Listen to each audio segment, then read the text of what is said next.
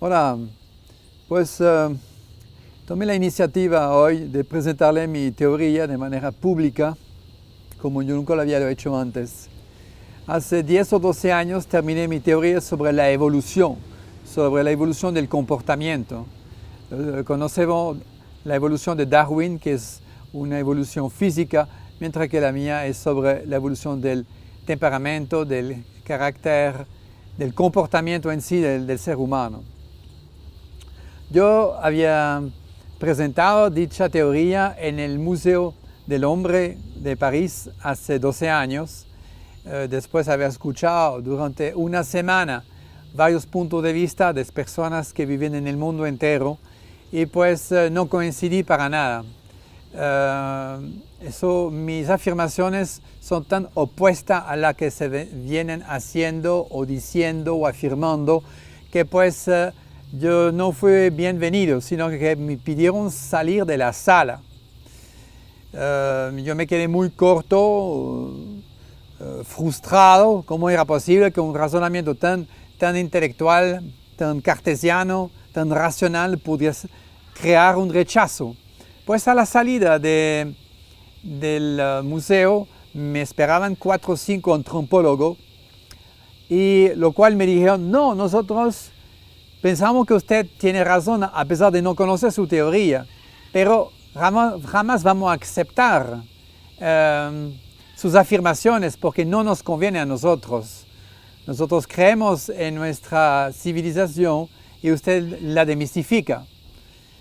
Pues sí, pues yo les pregunté, ¿son ustedes científicos o no lo son? Y me contestaron, sí, pero... Entonces yo llegué rápidamente a la relación como los grandes laboratorios que buscan a cómodo lugar una solución en la quimioterapia o en otros medicamentos, pero no piensan en el cambio de dieta, porque sencillamente uno le da dinero y el otro no le da dinero. En fin, todos los seres humanos nos gustan una teoría mientras que nos conviene.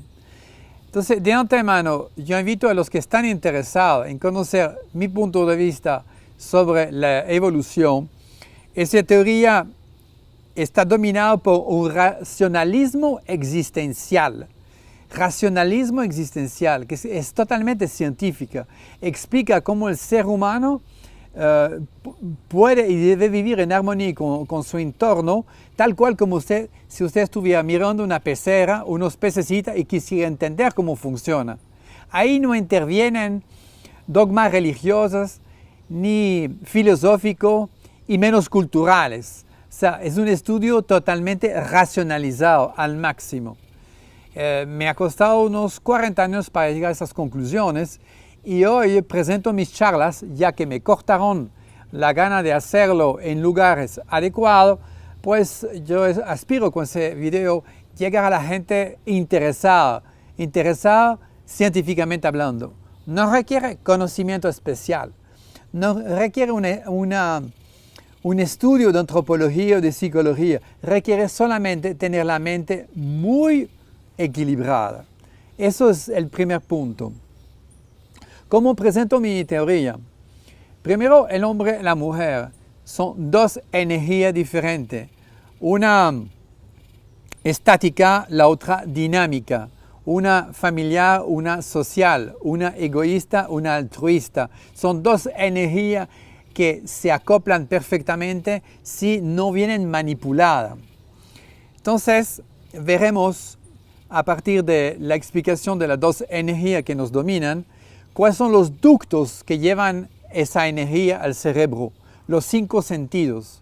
Los 5 sentidos, la vista, muy traviesa, la vista es capaz de hacernos amar algo que nos sirve y odiar algo que no sirve para nada. ¿Qué es la vista? Podemos amar hoy un volumen, mañana no nos puede gustar un volumen. Según la cultura de un país, le pueden gustar una mujer muy delgada o un poquito rellena. Nos pueden gustar una minifalda con una falda larga. Hoy nos puede gustar el último carro, mientras que hasta ayer nos gustaba con pasión el que teníamos. ¿Qué es la vista? ¿Cómo es posible que la vista nos manipula de tal manera? La mujer tiene una captación visual que es diferente del hombre. Después veremos la audición. La voz de una mujer tiene un tono diferente de la de hombre. Eso tiene que ver directamente con su audición, con su captación. Veremos cuáles son las definiciones y cuáles son la función de esos sentidos. Después veremos el odorato, el paladar o el gusto. El gusto, algo increíble. Nosotros podemos pasar toda nuestra vida comiendo algo venenoso. Nos puede enfermar debido a un mal enfoque, una mala educación alimenticia. Entonces, ¿a qué sirve el paladar? Supuestamente el cerebro está encima de todo esto y decide si quieres o no, pero es imposible porque el cerebro nunca estará al tanto de todo el conocimiento universal para poder decidir. Nadie decide en sí, todos somos dependientes de una noción, de un conocimiento y de una cultura. Y veremos el tocado. ¿A qué sirve el tocado? Bueno, cuando llegamos a entender cuáles son las funciones de los 5 sentidos, tanto para la mujer como para el hombre, que son 2 energías, veremos la función cerebral. La función cerebral es totalmente independiente de los 5 sentidos. Es falso que tú decides. No, tú decides solamente cuando tú eres una persona perfectamente equilibrada con los 5 sentidos. Y la sociedad hace todo para desequilibrarnos de manera a consumir sobre 200 objetos que nos van destruyendo, capa de ozono y todo. Entonces, a partir del momento que entendemos cuál es la función cerebral de la mujer, cuál es la del hombre, pues viene la relación sexual. Si ambas energías de sentidos y cerebral funcionan, la relación sexual es facilísimo, no causa problema. Lo que pasa es que nosotros somos totalmente manipulables y de mala manera. Entonces buscamos muchísimas compensaciones. Después veremos 2 particularidades muy especiales. La primera es el caso de los morochos, morochas gemelas. Yo tuve el placer de estar con una relación durante 7 años con una morocha y durante 7 años mi desafío fue entender cómo funcionan los morochos. 2 personas que pueden ser separadas en su nacimiento y por casualidad se casan prácticamente en el mismo mes, 20 años después. Gente que viven a 8.000 kilómetros y sigue vistiendo igual, etcétera, etcétera. El caso de los morochos es sumamente importante para entender el caso del ser humano, del comportamiento humano. Después veremos la homosexualidad. Hasta los 45 años yo no tenía ni la más mínima idea de qué se trataba, no podía entender cuál era la atracción, cuál era el funcionamiento, nada. Hasta que me tocó que mi ahijada, que vino a hablar conmigo, me confesó ser homosexual. Eso fue para mí un problema intelectual, emocional sumamente fuerte. Esa muchacha que yo adoraba y que viene a decirme algo por lo cual yo no estaba preparado. Me han costado 6, 7 años llevando a la raíz. ¿Cuál es el problema? ¿Por qué? ¿Por qué tanta homosexualidad hoy en día? Los griegos hace 2000 años hicieron de la homosexualidad un culto para llevarlo a una entrega divina. ¿Cómo era posible que todo un pueblo pudiera entregarse a la homosexualidad? Como hoy en día todavía en algunas partes del mundo la condenamos casi a muerte. ¿Cuál es nuestro problema? ¿Cuál es el escape? Pues eso lo veremos en conjunto, lo analizaremos en mis charlas. Bueno, hasta ahorita vimos casos particulares, vimos de forma individual cómo podría funcionar o cómo funciona, según mi criterio, mis deducciones, el ser humano. Ahora vamos a verlo de manera global, empezando por los paradigmas, esa costumbre que uno viene arrastrando durante siglos, que a veces son costumbre alimenticia, a veces religiosas, etc., porque existen, a qué se deben. Después veremos el nacimiento de las religiones. Todas las religiones tienen exactamente el mismo nacimiento, la misma razón de nacer. Veremos cómo las tres religiones que dominan el mundo, la religión musulmana, cristiana y budista, cómo nacen, por qué nacen y por qué arrastran, cuáles son sus métodos, cuáles son sus denominadores comunes y por qué logran hipnotizar tanto a las masas. Es muy importante entender eso porque yo diría una gran parte de los problemas actuales son derivados de las religiones que han impuesto un comportamiento al ser humano que no es el intrínseco, que no es el natural. De ahí han nacido derivados, que son las culturas. La cultura nace por la carencia de las religiones y por otros factores que son carencia de los pueblos que la cultivan. Contrariamente a las espiritualidades que mantienen los pueblos en armonía durante miles de años, la cultura son la fabricación, la materialización de una carencia que el pueblo que la cultiva. Hoy en día, la pelea a nivel mundial es de cultura. Veremos de dónde nacen y porque no reflejan una sublimación, una superación del ser humano, sino exactamente lo contrario, una decadencia. Toda nuestra lucha para mantener el globo, el sistema ecológico intacto, viene en conflicto con ese famoso refrán del desarrollo. El desarrollo es solamente una palabra que es reflejo de una incompatibilidad de convivencia. Es una cultura, nadie nace insatisfecho. La insatisfacción es un culto. Eso veremos de dónde nace. Veremos la cultura francesa, italiana, inglesa, norteamericana, brasilera, chinas, japonés, en sí las culturas más grandes del globo que dominan en sí todo el género humano actualmente. De dónde nacen, por qué persisten, cuál es la meta detrás de ellas. Evidentemente en la inconsciencia colectiva. Y llegaremos a África. ¿Por qué África? Porque África es el continente que tiene la población más antigua del globo. Entonces, ¿por qué no está encima de dicho desarrollo, sino más bien en muchas partes vive como hace 10.000 años? De repente, no 10.000, yo exagero, 5 o 6.000 años atrás.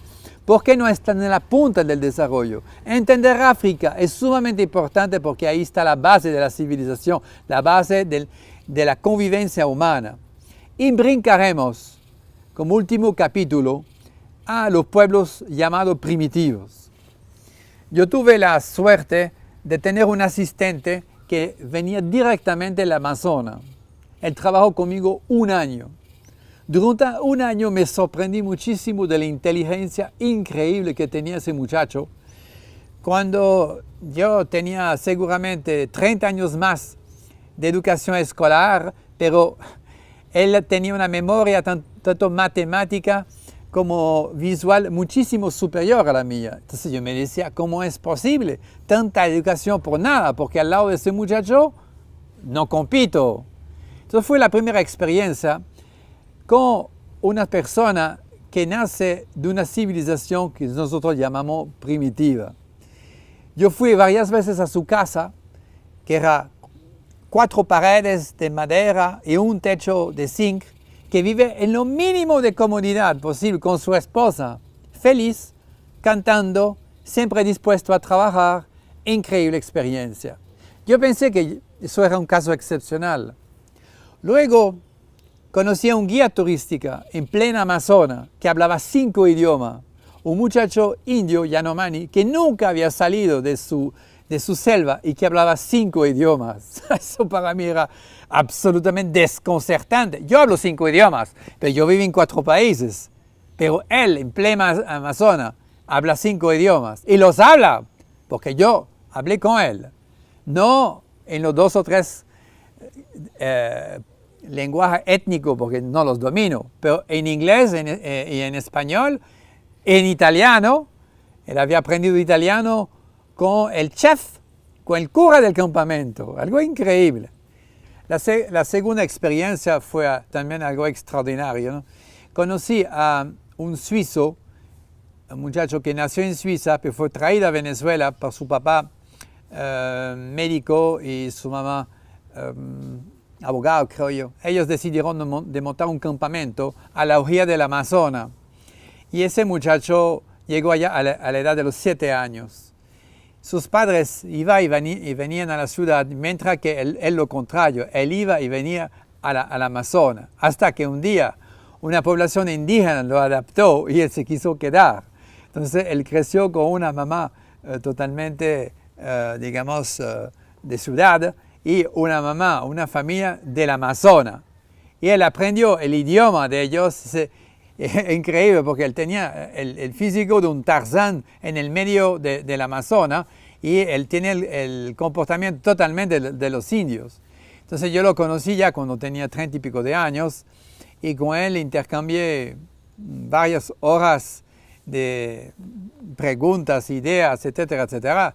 Y dio un salto muy, muy grande al conocer la base del idioma de los Piaroa y la base del orden familiar, el orden social, etcétera, etcétera. Ahí fue complementando enormemente todas las preguntas que me quedaban. Y después, la última experiencia fue una entrevista de un cineasta muy conocido en Venezuela, en el mundo entero, que había tenido un asistente Piaroa.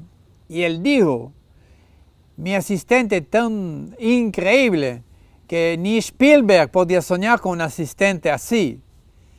Él narraba sus calidades de trabajo, de genialidad, etcétera, etcétera.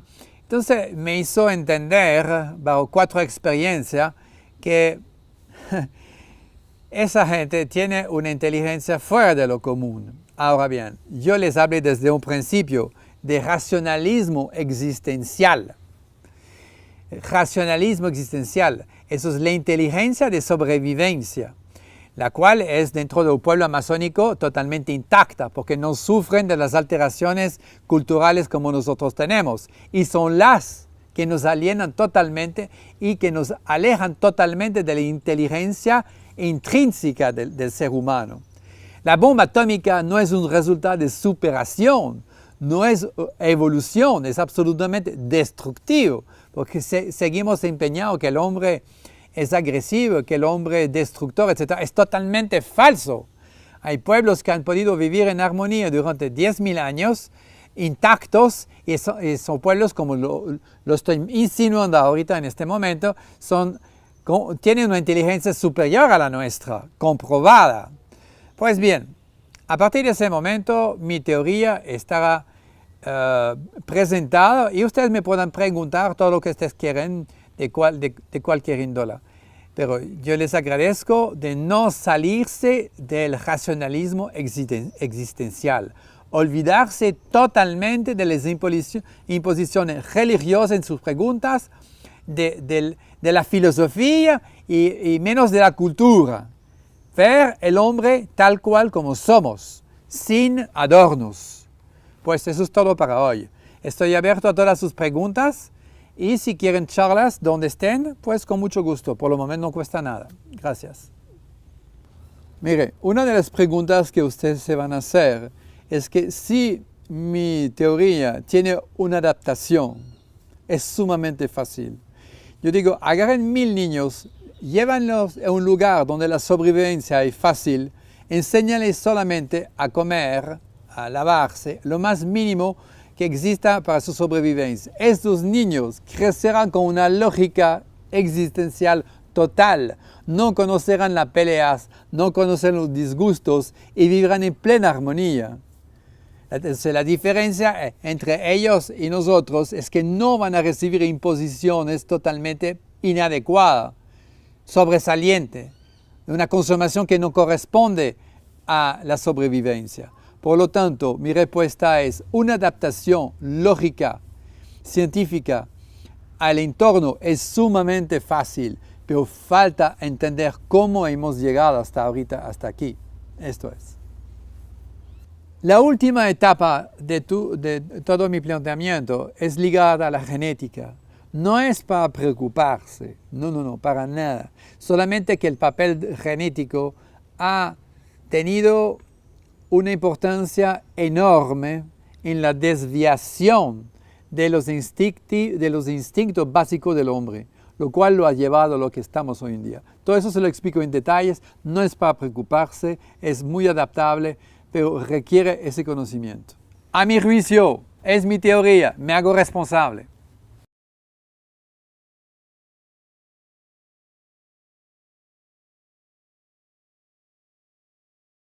Ahora, pues tomé la iniciativa hoy de presentarle mi teoría de manera pública, como yo nunca lo había hecho antes. Hace 10 o 12 años terminé mi teoría sobre la evolución del comportamiento.